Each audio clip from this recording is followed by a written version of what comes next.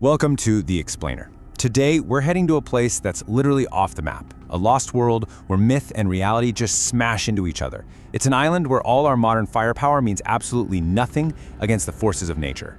So what does happen when we just barge into a world that isn't ours? Well, that's exactly what we're going to break down today with the story of Kong Skull Island. It's this incredible tale of discovery, sure, but also a whole lot of destruction, and this epic clash between man and myth. All right, let's get into it. Okay, so our story gets going back in 1973. There's this super secret government group, right? Called Monarch. And they somehow talk a senator into bankrolling a trip to this brand new island that's just been spotted. An island that's been hidden forever inside a massive permanent storm. But, this wasn't just some spur-of-the-moment thing. No, the idea for this mission, it actually started way back, decades earlier, during World War II. Two pilots crash on the island and get a glimpse of something impossible. And that story, that memory, it becomes an obsession for this one scientist, Bill. This expedition is his life's work, his one big shot to prove to the world that his crazy theories are actually real. So the team they put together, man, it's a real powder keg. You've got Bill, the scientist who's just dying to be proven right.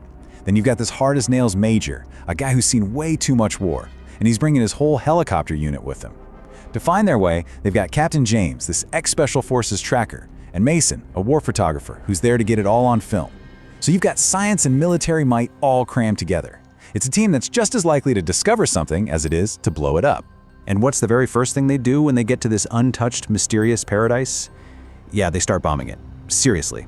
They call it seismic mapping, dropping these massive explosives to shake up the ground and, see what's down there. It is probably the most aggressive how-do-you-do in the history of exploration. So yeah, you can probably guess what happens next.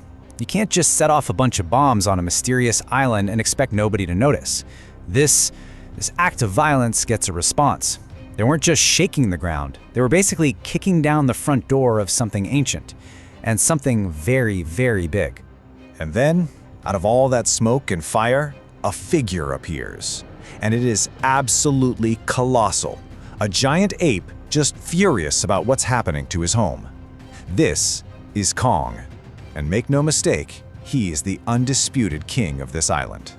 And Kong's response is, well, it's swift, and it is brutal. He doesn't hesitate. He treats these state-of-the-art military helicopters like they're annoying flies, just tearing them right out of the sky. It's over in minutes. The entire expedition is completely wrecked, and the survivors are thrown all over the island, totally stranded. So in the middle of all this chaos, right, the Major's screaming for answers. And Bill finally comes clean with his real theory. He basically says, hey, you know what? This planet isn't ours. He believes our time at the top is almost over, and that these massive ancient creatures, he calls them titans, are the real kings of the world. And this whole mission, it was his desperate attempt to prove they're real before they come back to take everything over. So now they're stuck, stranded in this terrifying new world where, for the first time in their lives, they are not at the top of the food chain.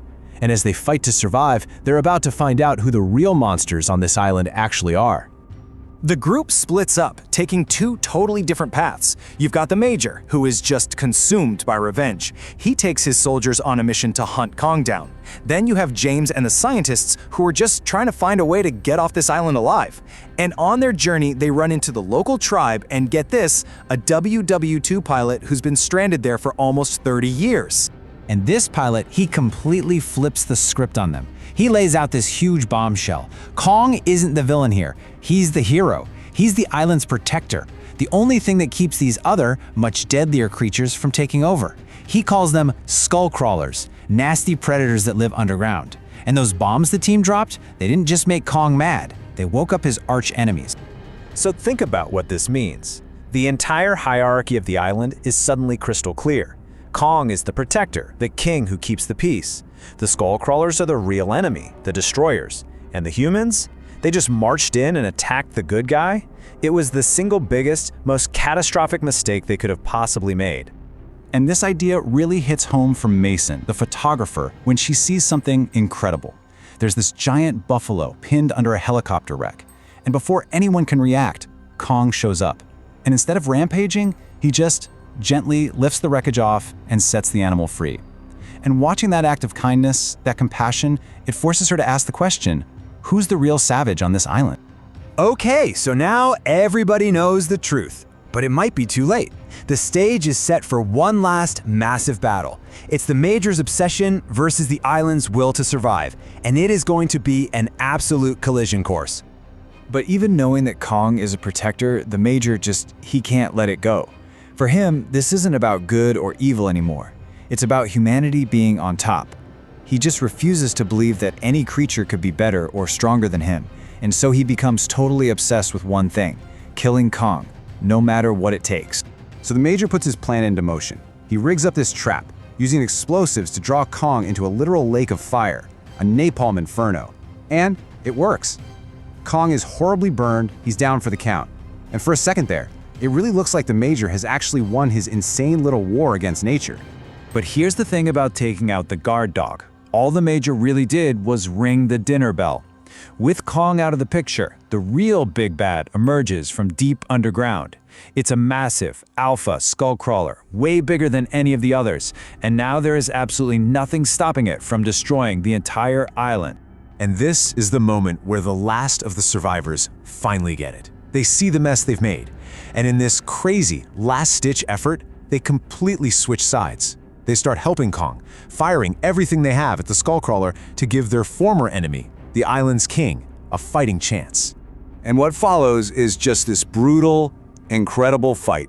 Kong, even with all his injuries, he rallies. And with a little help from the humans, he manages to take down the alpha predator. He reclaims his throne and leaves no doubt in anyone's mind about who is king of Skull Island.